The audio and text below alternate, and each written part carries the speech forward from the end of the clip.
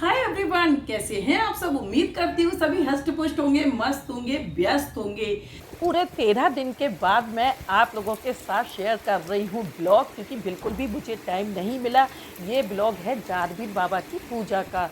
तो मैं जन्माष्टमी का जो व्रत रखती हूँ तो नाइट में मैं कुछ भी नहीं खाती, क्योंकि सुबह ही होती है बाबा की पूजा।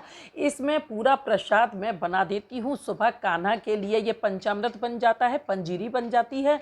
बाबा के लिए पुए, पूरी और हलवा का प्रसाद बनता है।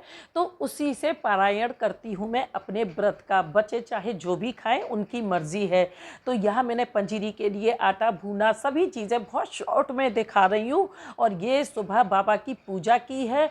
तो फल फूल, मिष्ठान, बताशे, लौंग के जोड़े, सभी कुछ बाबा की पूजा में दिया जाता है, ज़्यादा से ज़्यादा और कुछ नहीं है। तो भाव से तो हम हर देवी देवता को प्रसन्न कर ही सकते हैं।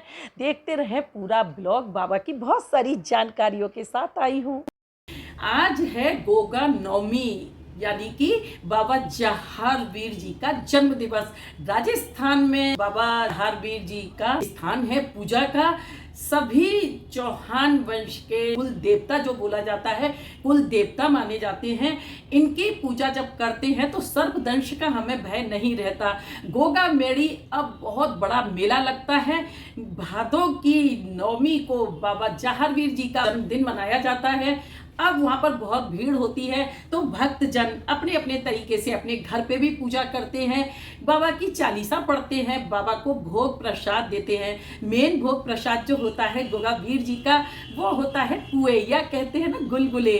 पुए का प्रसाद बाबा को बहुत पसंद है। जो जोत बजती है या नाथ लोग जो होते हैं, जो बाबा की कथाओं का गुणगान करते हैं, जैसे कि बाबा की जन्म की कथा, बाबा की विवाह की कथा, बाबा की बहुत सारी प्रचलित कथाएं हैं जो गाजे बाजे के साथ गाई जाती हैं और बहुत ही आनंद आता है। बाबा नीले घोड़े पर सवार रहते हैं। नीले घोड़े का भी पूजन किया जाता है। क्यों? क्योंकि वही तो बाबा का चालक माना जाता है। बाबा के जब जाते हैं तो गोरख बाबा की सबसे पहले पूजा करते हैं, जो कि उनके गुरु थे। बाबा के गुरु थे गोरख महाराज जी। और कहा जाता है कि वो शिव भगवान का ही अवतार है। हर युग में अवतार जो लिया है विष्णु भगवान ने, वो अलग अलग स्वरूप में होता है। तो बाबा की पूजा बहुत सरल है, बहुत मेला बड़ा लगता है। अगर आप नहीं जा पा रहे हो तो अपने घर पे भी बाबा को प्रसन्न कर सकते हो। अठावरी बनती है, यानी कि 8 छोटी छोटी पूड़ियाँ देशी घी में बनती है और हलवा का प्रसाद बनता है। उसके साथ ही घोड़े के लिए चने की दाल रखी जाती है। बाबा की जो सेवा मानी जाती है वो है इत्र। बाबा की माड़ी पे जब जाते हैं ना, तो बाबा की माड़ी एंटर करते ही घिस घिस के चंदन लगाते हैं। बाबा की माड़ी पे घिस घिस के चंदन लगाते हैं। कहा जाता है बाबा उससे बहुत प्रसन्न होते हैं। अच्छा, बाबा को भोग प्रसाद कैसे दिया जाए? कंडा जो होता है उपला, उपले पे घी और कपूर के द्वारा अग्नि प्रज्वलित की जाती है। और नहीं है तो एक बताशे के ऊपर कपूर रख के जला लें, और जो भी बाबा का भोग है उस अग्नि के द्वारा बाबा तक पहुंचाया जाता है। चाहे घर हो चाहे माड़ी हो। जो कोई मेले में गए है ना, जगह जगह वहाँ देखा होगा पूजन करते हुए महिलाओं को। गोला बहुत ज़रूरी होता है। गोले में शक्कर, बूरा कुछ भी भर के वो गोले की आहुति दी जाती है। रात भर बहुत ही आनंद आता है। सभी जगह कथाएं होती हैं जगह जगह पर बाबा की, और सुबह उनके दर्शन करते हैं। आज बाबा का मैंने भी भोग बनाया है। गोरख टीले पे प्याज का भी प्रसाद चढ़ता है। तो कुछ लोग इस चीज़ को अच्छा नहीं मानते हैं, लेकिन इसके पीछे भी बाबा की कथाओं में ही एक कथा प्रचलित है। यहाँ अभी उस कथा को नहीं सुनाऊंगी, लेकिन एक लॉजिक देखा जाए तो वो ये भी है कि राजस्थान में बहुत प्रचंड गर्मी पड़ती है, और उस टाइम की गर्मी के तो कहने ही क्या। आज एसी वगैरह बहुत सारे ऐसे साधन हैं जो थोड़ा सुलभ हो गई है यात्रा।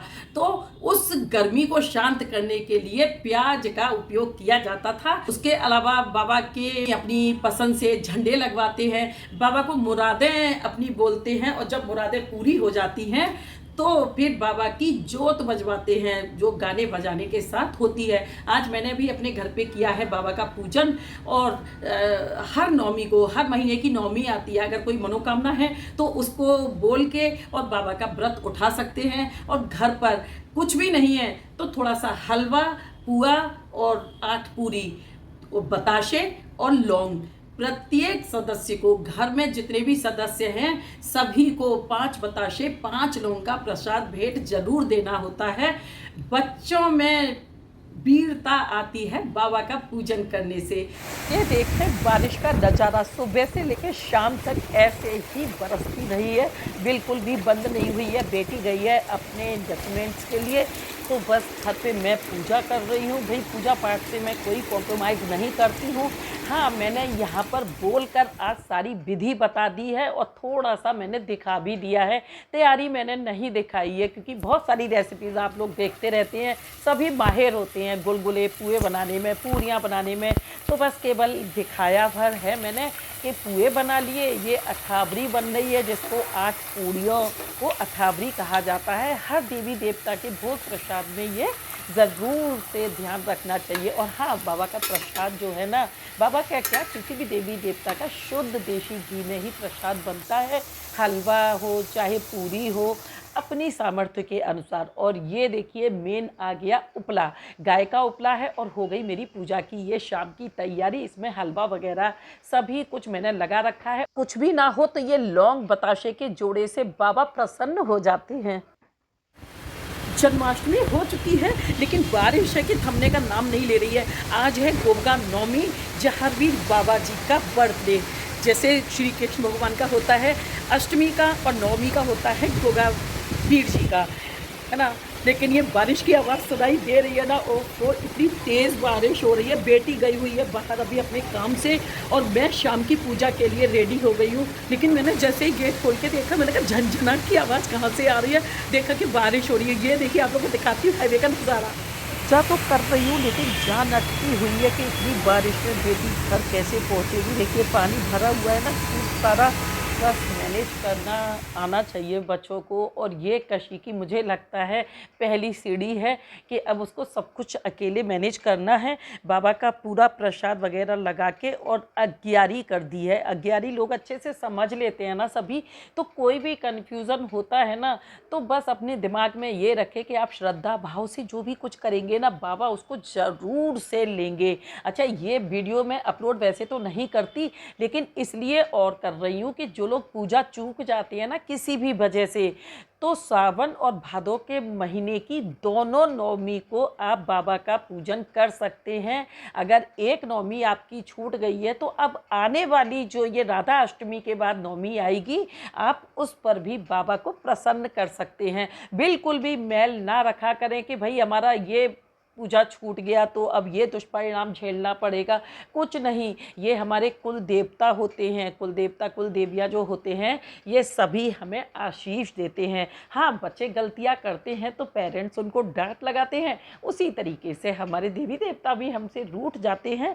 लेकिन जब हम इन्हें पूरे भाव से पूजा देते हैं ना तो बहुत प्यार से ये हमारी पूजा स्वीकार करते हैं और हमारे घर में मंगल करते हैं। मेरा बताने का उद्देश्य इतना ही है कि कितनी भी जल्दी में हो अपनी पूजा हमें बिल्कुल नहीं छोड़नी है। तो उम्मीद करती हूँ कि मेरी आज की पूजा की जो विधि है आप लोगों को पसंद आई होगी कि किस तरीके से किया है मैंने बाबा का पूजन, और जो जानकारी दी है वो भी आपको ज़रूर से पसंद आई होगी। अगर पसंद आई हो तो लाइक करें, सब्सक्राइब करें मेरे चैनल नीलश्री वाइब्स को, शेयर करें फ्रेंड्स फैमिली एंड रिलेटिव्स के साथ। पहली बार आए हैं तो बेल आइकन को प्रेस करना बिल्कुल भी ना भूलें ताकि वीडियोज़ की नोटिफिकेशन फर्स्ट एंड फर्स्ट आपके सामने हो। हंसते रहें, हंसाते रहें, मस्त रहें, व्यस्त रहें, देखते रहें मेरे साथ नीलश्री वाइब्स को। Thanks for watching. फिर से याद दिला दूं कि जिस किसी की भी जहाँ बाबा की पूजा रह गई हो वो आने वाली राधा अष्टमी के 2 दिन 9 दिन वो ये पूजा फिर से कर सकते हैं।